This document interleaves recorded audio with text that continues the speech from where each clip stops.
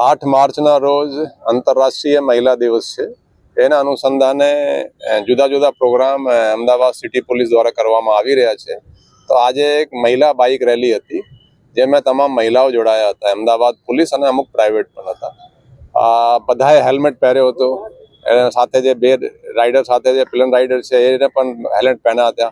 અને જુદા જુદા સ્લોગનો એની સાથે લેતા હતા કે બધા ટ્રાફિકના નિયમોનું પાલન કરવાનું, હેલ્મેટ પહેરવાનું, સીટ બેલ્ટ નાખવાનું, એટલા જુદા જુદા આ બધા બેનર્સ પણ હતા.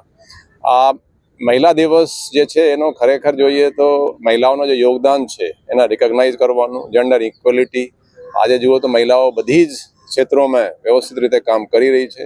પોલીસમાં ટોપ મોસ્ટ ડીજી પણ મહિલા રહી ચૂકી છે. આપણે અહીંયા પણ કોન્સ્ટેબલથી લઈને થાના અમલદાર, એસીપી, ડીસીપી, એડિશનલ કમિશનર તમામ હોદ્દાઓ ઉપર છે અને એ લોકો બહુ વ્યવસ્થિત રીતે કામગીરી કરી રહ્યા છે.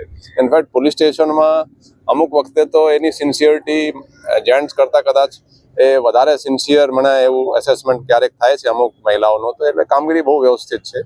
આપના પોતાના પ્લેટફોર્મ લલકારને લાઈક કરો, ફોલો કરો, સબસ્ક્રાઇબ કરો અને શેર કરો.